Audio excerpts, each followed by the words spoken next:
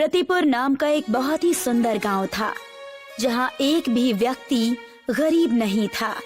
एक दिन इस गांव के किनारे पर एक व्यक्ति रहने के लिए आता है और एक टूटे पुराने घर का इस्तेमाल करता है और फिर वो प्रधान के पास काम मांगने के लिए जाता है। अरे भाई, नए लगते हो, कहाँ से आए हो? अरे मैं तो पास के ही एक दूसरे गांव में रहता था। अब सोच रहा हूँ कि यहाँ बस जाऊं। अच्छा, पर तुम यहाँ रहोगे कहाँ? प्रधान जी, मैंने गांव के किनारे पर एक टूटा घर देखा है। सोच रहा हूँ कि उसी में रह लूंगा। अच्छा, तो उस पुराने घर में रहना चाहते हो? कोई बात नहीं, रह लेना, पर तुम इस गांव में ज्यादा दिन नहीं टिक पाओगे भाई। वो क्यों प्रधान जी? इस गांव में कोई भी व्यक्ति गरीब नहीं है, बस एक तुम ही हो। गांव वाले तुम्हें अपनाएंगे नहीं भैया। अरे प्रधान जी, जब मैं यहाँ आया तो मैं अपने साथ काफी सारा धन लेकर आया, तो आप मेरे गरीब होने की चिंता ना करें। मैं वो पुराना घर नए तरीके से बनवा लूंगा। तो यहाँ मेरे पास क्यों आए हो? मैं तो समझा कि काम की तलाश में आए हो। जी बिल्कुल सही समझा आपने। जब मैं घर बनवा लूंगा तो मुझे काम की या कोई नई दुकान खोलने की आवश्यकता पड़ेगी, इसीलिए आपसे विचार विमर्श करने आया था। अच्छा, तो ठीक है, मेरी ही जमीन पड़ी है एक बाजार में, तो तुम वही खरीद लेना। और घर बनाने के लिए लोग कहाँ से मिलेंगे? वो तो गांव के बाहर से बुलाने होंगे, तुम चिंता मत करो। आज का दिन उस घर में निकालो, मैं कल होते ही उन्हें वहां भेज दूंगा। जी प्रधान जी, जैसा आप कहें। ये कहकर लच्छू वहाँ से अपने घर की ओर चल देता है और प्रधान मुस्कुराने लगता है। शाम हो गई और प्रधान के घर पर दो लोग आए। ललित और मोहित, एक नया काम आया है। कैसा काम प्रधान जी? इस गांव के किनारे जो पुराना घर है, वहाँ एक नया व्यक्ति आया है, लच्छू नाम का। कहते हैं धन पर्याप्त है, एक नई दुकान खोलना चाहता है और साथ में एक घर भी बनवाना चाहता है। तो आप क्या चाहते हैं, अब हम घर बनाए? मोहित, पूरी बात सुनो। उन्होंने कहा कि बहुत धन लाया है उसने। क्यों प्रधान जी? सही समझा है तुमने। ओह, तो ऐसी बात है, तब तो हम उसका घर बनाने के लिए कल ही चले जाएंगे और शाम तक काम पूरा कर देंगे। ठीक है, अब काम पर लग जाओ तुम दोनों। अगले दिन ललित और मोहित लच्छू के घर के सामने खड़े थे। अरे भैया लच्छू, यही रहते हैं क्या? प्रधान जी ने बताया था कि यही पता है, पर पता नहीं आप कहाँ हैं। तभी दरवाजा खुलता है और लच्छू बाहर आता है। हाँ जी भैया, मैं ही लच्छू हूँ और यही घर मैंने खरीदा था। आप बस इसे सही से बना दीजिए। चिंता न करिए, साफ कर देंगे पूरा। और ये बंजर घर लगने लगेगा चकाचक। ठीक है भैया, और पैसे की चिंता मत करिएगा, मैं सारा पैसा काम होते ही दे दूंगा।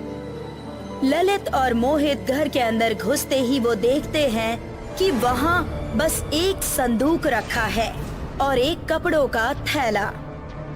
ठीक है भैया, तब हम काम शुरू कर देते हैं। जी, आप दोनों काम कीजिए, कोई जरूरत पड़े तो मुझे बताइएगा। जी भैया जी। दोनों को काम करते करते काफी देर हो गई। कड़ी धूप हो चुकी थी। लच्छू कहता है, भैया मैं आप दोनों के लिए कुछ खाने को ले आता हूँ। जी भैया जी, भूख तो लग गई है, आप आएंगे तब तक हम आज का काम पूरा कर लेंगे। हाँ, पूरा साफ कर देंगे। हाँ हाँ ठीक है भैया, आप दोनों लगे रहिए, मैं अभी आया। लच्छू वहाँ से ये कहकर चला गया। भैया भैया, ये तो गया, अब हम असली काम शुरू करेंगे। काम तो आते ही हो गया था मोहित। वो कैसे भैया? वो देखो, बस एक संदूक रखा है और एक बक्सा जिसमें कपड़े दिख रहे हैं, और कोई भी सामान इस आदमी ने नहीं रखा है। अच्छा, तो वो खजाना जरूर उस संदूक में ही होगा। आप तो बड़े होशियार हो भैया। चल मोहित, साफ कर देते हैं। दोनों भाई मिलकर उस संदूक को खोलते हैं। उन्हें सोने चांदी के सिक्के मिलते हैं। दोनों पूरा संदूक उठाकर वहाँ से भाग जाते हैं। अरे भैया ललित मोहित, कहाँ गए आप दोनों? मैं खाना ले आया। लच्छू चारों ओर सिर घुमाकर देखता है, पर उसे कहीं कोई नहीं दिखता। फिर वो देखता है कि उसका संदूक गायब हो चुका है। ये देखकर रोने लगता है। अरे लुट गया, मैं बर्बाद हो गया। मेरी पूरी जिंदगी की मेहनत चली गई। अब मैं क्या करूँगा? लच्छू प्रधान के घर चला जाता है। प्रधान जी, प्रधान जी। क्या हो गया भैया, तुम रो क्यों रहे हो? सब लुट गया, मैं लुट गया। थोड़ा शांत हो जाओ और मुझे पूरी बात बताओ। आपने आज जो 2 लोगों को भेजा था, उन्होंने मेरा सारा पैसा, मेरी जिंदगी की पूरी कमाई चुरा ली और वहां से भाग गए। ये कैसे हो सकता है? क्या उन दोनों ने सारे पैसे चोरी कर लिए? कितने पैसे थे उस संदूक में? बहुत पैसे थे, मेरी जिंदगी की कमाई थी उसमें। मैं अपनी सारी जमीन और घर बेचकर वो पैसे लेकर आया था कि इस गांव में आकर एक नई जिंदगी शुरू करूंगा। सोने चांदी के कई सिक्के थे उसमें। अच्छा, बड़ी ही दुखद बात हो गई ये तो भैया। रुको, मैं पानी लाता हूँ तुम्हारे लिए। जैसे ही प्रधान उठकर आगे बढ़ता है, उसके थैले से एक सोने का सिक्का गिरता है। लच्छू उसे उठा लेता है और बड़े ध्यान से देखता है। प्रधान जी, ये सिक्का मेरा है। यानी आप भी इस खेल में मिले हुए हैं। मुझे मेरे पैसे वापस कीजिए। अच्छा, तो तुम्हें आखिर पता चल ही गया। कोई बात नहीं, अब जब पता चल ही गया है तो क्या किया जा सकता है। बाहर आओ ललित और मोहित। ललित और मोहित दोनों वहाँ आ जाते हैं। तुम तीनों मिले हुए हो, मैं समझ गया। चुप भी करो भैया, पैसों का इतना मोह अच्छा नहीं है, इसलिए हमने तुमसे वो ले लिए। हाँ भैया लच्छू, उपकार किया है हमने तुम पर, दुनिया के मोह से छुटकारा दिलाकर। बाहर फेंक दो इसे। ललित और मोहित उसे बाहर निकाल देते हैं। चल भाग यहाँ से। दिखाई मत देना प्रधान जी के यहाँ। हाँ।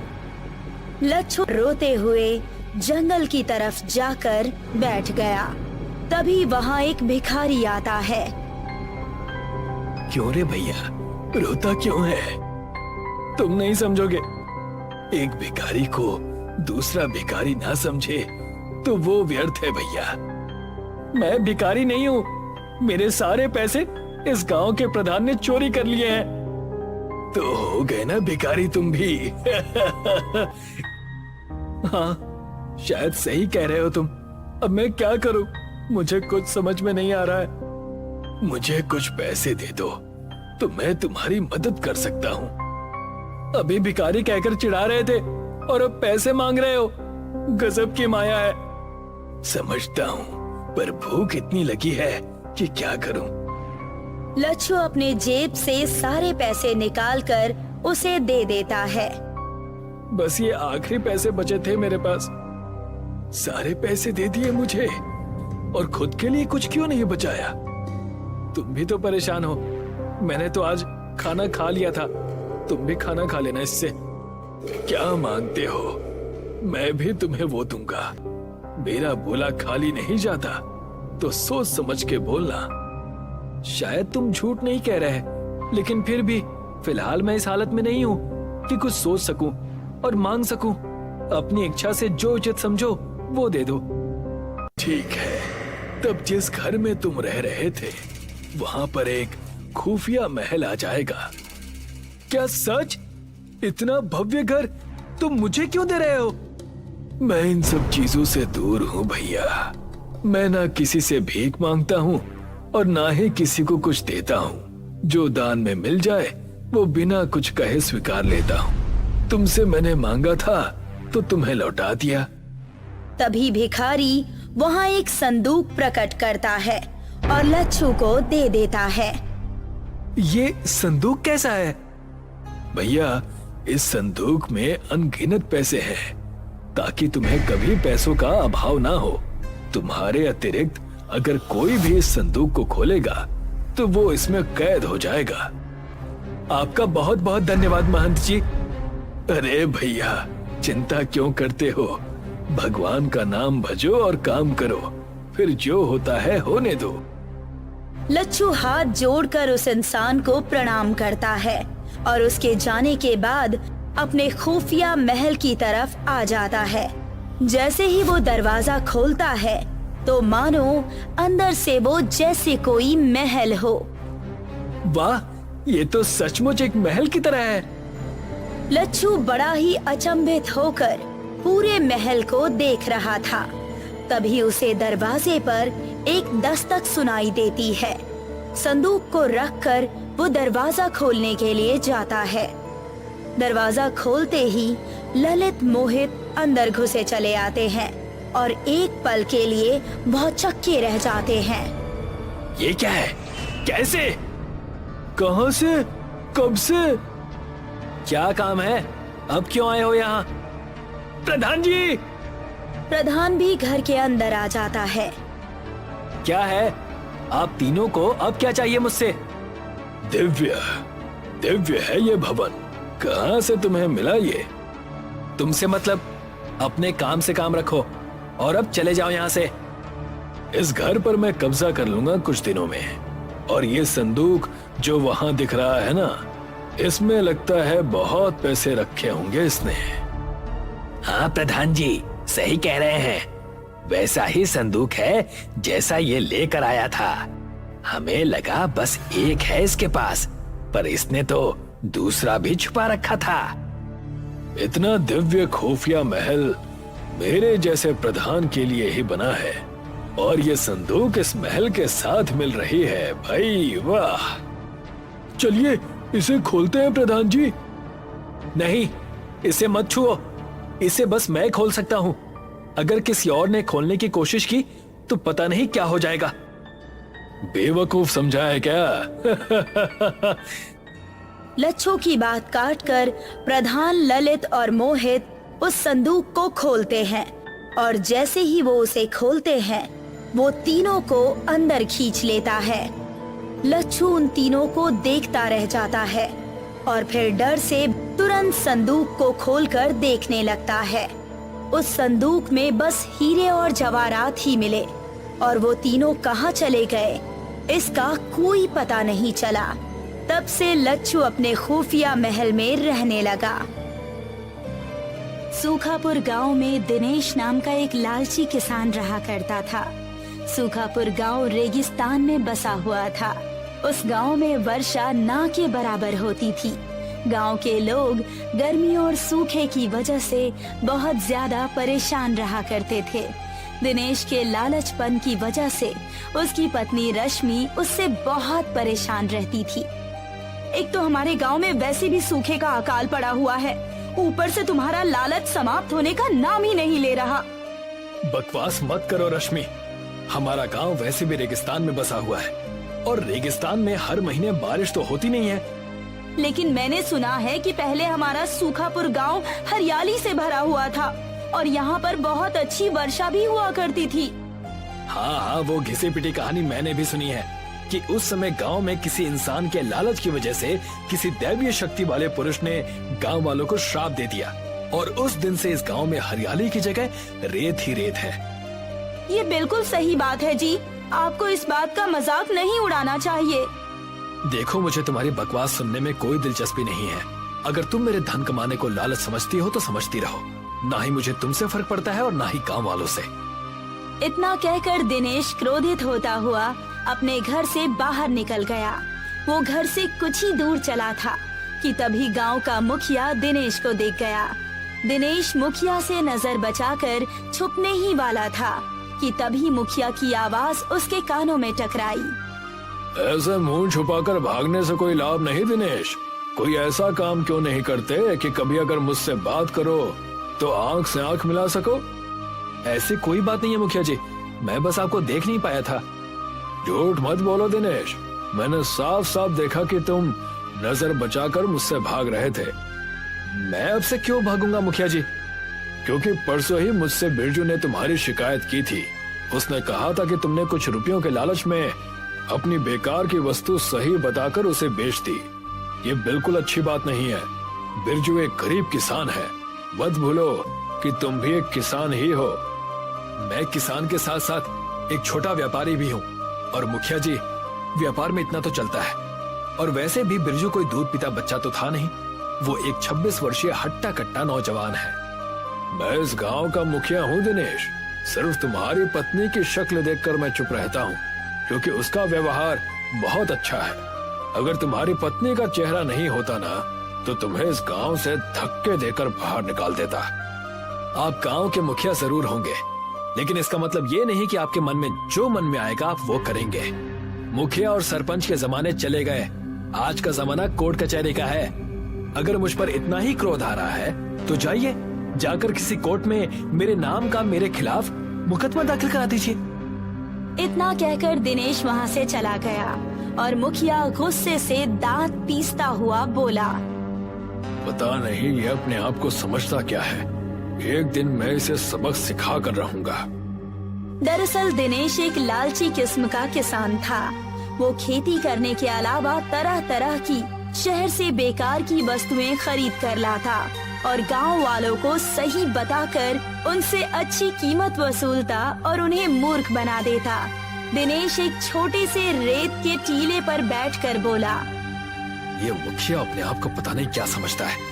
जिस दिन मैं अधिक धन कमाने में सफल हो गया, उस दिन मैं स्वयं गांव का मुखिया बनूंगा और ये ईमानदारी जैसे बेकार के नियम फाड़ कर फेंक दूंगा। तभी वहाँ पर एक रेत का गुबार सा उठा और देखते ही देखते उस गुबार ने एक रेत के व्यक्ति का रूप धारण कर लिया। दिनेश ये सब देखकर डर गया। कौन हो तुम? मैं तुम्हारी बातें सुन रहा था। तुम एक लालची व्यक्ति हो और मुझे लालची इंसान बहुत पसंद है। तुम मुझसे चाहते क्या हो? तुम चाहो तो अपने गांव में वर्षा करवा सकते हो। वर्षा करवा सकते हो? वो कैसे? मैं तुम्हें उसकी शक्ति दूंगा, लेकिन उसके बदले तुम्हें गांव वालों से अधिक धन वसूलना होगा और अपने लालच को कभी भी समाप्त नहीं होने देना होगा। लालच की यही खासियत होती है कि वो कभी भी कम नहीं होता। लालच हमेशा बढ़ता ही रहता है। ये तो तुमने बिल्कुल सही कहा। अगर मुझे कुछ ऐसा मिल जाता है जिससे मैं अपने सूखापुर गांव में वर्षा करवा सकता हूँ, तो तुम्हें अंदाजा भी नहीं कि मैं कितना धनवान हो सकता हूँ। देखते ही देखते एक तरह से मैं गांव का राजा बन जाऊंगा। दिनेश की बात सुनकर उस रेत के व्यक्ति ने कुछ रेत दिनेश को पकड़ा दी। ये लो, ये जादुई रेत है। जब भी तुम इस रेत में से कुछ रेत अपने गांव में फेंकोगे, तुम्हारे गांव में वर्षा होना प्रारंभ हो जाएगी। मगर याद रखना, अगर तुमने गलती से भी ज्यादा रेत जमीन पर फेंक दी, तो तुम्हें अंदाजा भी नहीं है कि तुम्हारे गांव में क्या होगा। अब जाओ यहाँ से। दिनेश वहाँ से चला गया। दिनेश के जाते ही वो व्यक्ति हंसते हुए बोला, मूर्ख कहीं का, कितने समय बाद सूखापुर गांव में एक लालची व्यक्ति मुझे मिला है। अब समय आया है पुराना बदला लेने का। ये व्यक्ति अपने ही गांव को बर्बाद कर देगा। दिनेश उस रेत को लेकर सीधा अपने गांव पहुंच गया और सारे गांव वालों को एकत्रित करते हुए बोला, गांव वालों, क्या तुम चाहते हो कि हमारे सूखापुर गांव में वर्षा होना प्रारंभ हो जाए? ये तुम कैसी बातें कर रहे हो? कौन नहीं चाहेगा कि यहाँ पर वर्षा हो और यहाँ रेत की जगह हरियाली आ जाए?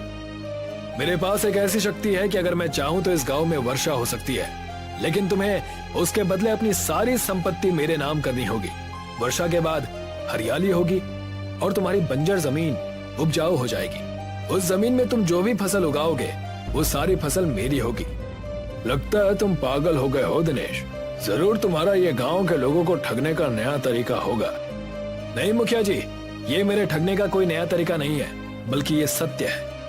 वैसे तो मैं तुम्हारी किसी भी बात पर भरोसा करना नहीं चाहता, लेकिन अगर गांव वालों का भला होता है तो मैं साथ देने के लिए तैयार हूँ। मेरी इस गांव में जितनी भी जमीन पड़ी है उपजाऊ होने के बाद उसकी सारी खेती मैं तुम्हें दे दूंगा, लेकिन पहले वर्षा करा के तो दिखाओ। दिनेश ने जैसे ही रेत का एक अंश जमीन पर डाला, देखते ही देखते आकाश काले बादलों से घिर गया और रेत में बसे हुए उस गांव में वर्षा होने लगी। सभी गांव वाले अपने गांव में पानी देखकर खुश हो गए। ये तो तुमने कमाल कर दिया दिनेश, तुम्हें ये चमत्कारिक चीज कहाँ से मिली? अपने काम से काम रखो मुखिया, और अपने वादे पर अटल रहना। इतना बोलकर दिनेश अपने घर पर आ गया। घर पर उसकी पत्नी खुश होती हुई दिनेश से बोली, गांव वालों ने बताया कि आपके हाथ एक चमत्कारी चीज लगी है जिससे गांव में वर्षा हुई है। मुझे बहुत खुशी हुई कि आपने अपने गांव की भलाई के बारे में सोचा। बकवास बंद करो रश्मि, ये सब मैंने गांव की भलाई के लिए नहीं बल्कि अपनी भलाई के लिए किया है। अब गांव में जो भी उपजाऊ जमीन होगी उस सारी जमीन पर मेरा अधिकार होगा। मुझे शर्म आती है आपको अपना पति कहते हुए।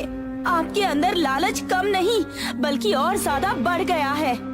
जब तुम्हारा पति देखते ही देखते बहुत अधिक धनवान हो जाएगा ना, तब तुम्हें स्वयं पता चल जाएगा कि लालच बुरी चीज नहीं बल्कि बहुत अच्छी चीज है। दिनेश वहाँ से बाहर निकल गया। कुछ ही दिनों में गांव की जमीन थोड़ी सी हरी भरी हो गई, मगर वैसी नहीं हुई जैसा कि दिनेश चाहता था। दिनेश एक लालची व्यक्ति था। वो अपने आप से बड़बड़ाता हुआ बोला, लगता है गांव में वर्षा कम हुई है। एक काम करता हूँ, ये सारी की सारी रेत मैं जमीन पर फेंक देता हूँ। बहुत ज्यादा वर्षा होने पर यहाँ की जमीन बहुत ज्यादा उपजाऊ हो जाएगी। इतना बोलकर दिनेश ने वो सारी की सारी रेत जमीन पर फेंक दी, मगर अगले ही पल एक तेज धमाका हुआ और देखते ही देखते गांव में बर्फ की बाढ़ आ गई और कुछ ही दिनों में गांव का जीवन तहस नहस हो गया। गांव में अब बहुत ज्यादा सर्दी बढ़ने लगी। सारे घर नष्ट हो गए। ये सब देखकर दिनेश उस रेत के टीले के पास पहुंच गया। कहाँ हो तुम रेत के व्यक्ति? तुमने तो कहा था कि मैं अमीर हो जाऊंगा, लेकिन मेरी वजह से ना जाने कितने लोग तबाह हो गए हैं। और तो और पूरे गांव में बर्फ की बाढ़ आ गई है। सभी गांव वाले ठंड से ठिठुर रहे हैं। कुछ ही पलों में वही रेत का व्यक्ति दिनेश के सामने आ गया। तुमसे मैंने कहा था कि उस रेत का इस्तेमाल ज्यादा मत करना, लेकिन तुम एक लालची व्यक्ति हो। तुम्हारे गांव वाले तुम्हारे लालचपन की वजह से तबाह और बर्बाद हो गए हैं और मुझे उन्हें तड़पता हुआ देखकर बड़ा आनंद आ रहा है। तुम कहना क्या चाहते हो? दरअसल किसी जमाने में मैं तुम्हारे गांव का मुखिया था। मेरे लालच की वजह से मुझे और गांव को श्राप मिला था कि मैं और पूरा गांव रेत में परिवर्तित हो जाएं। बरसों बाद मुझे बदला लेने का मौका मिला और मैंने ले लिया। अब तुम जानो और तुम्हारा काम जाने। इतना कहकर वो व्यक्ति वहाँ से गायब हो गया। दिनेश मुंह लटकाकर अपने गांव चला आया। दिनेश को देखकर सारे गांव वालों ने उसे घेर लिया।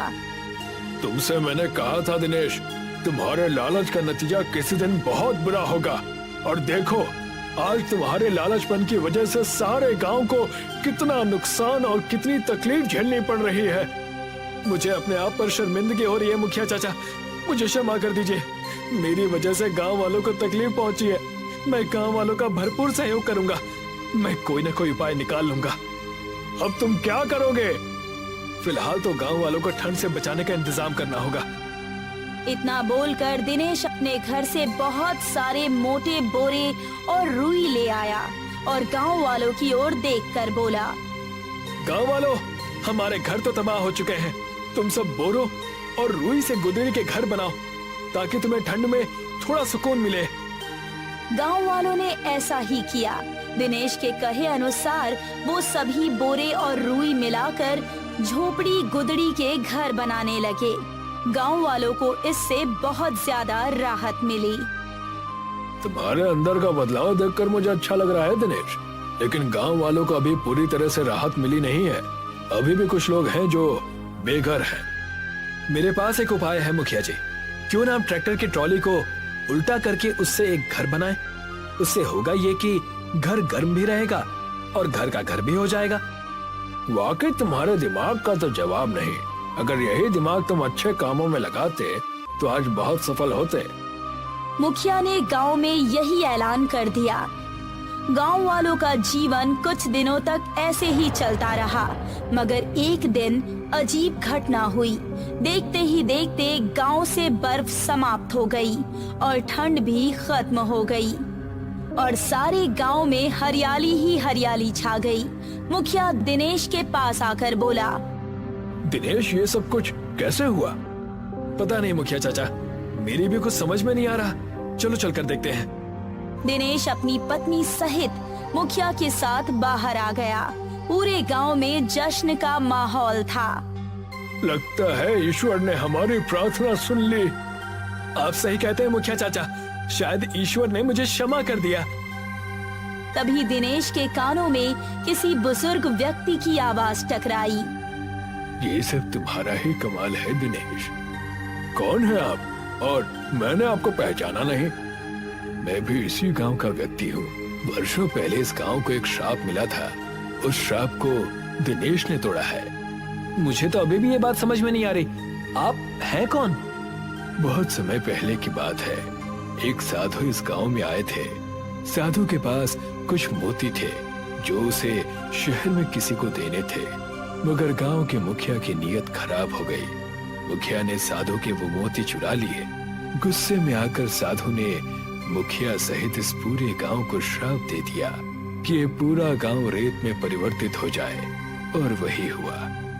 हाँ, लेकिन इससे मेरा क्या लेना देना? गांव वाले उस साधु के सामने बहुत गिड़गिड़ाए। तब साधु ने कहा कि इस गांव में कोई ऐसा लालची व्यक्ति जिसके लालच की कोई सीमा ना हो, जब वो सुधर जाएगा और उसके दिल में गांव के लोगों के लिए भलाई जन्म लेगी और उसका लालच समाप्त हो जाएगा, उस दिन उसका श्राप टूट जाएगा। और फिर वही हुआ। इतना कहकर वो व्यक्ति वहाँ से चला गया और गांव में सभी लोग खुशी खुशी रहने लगे।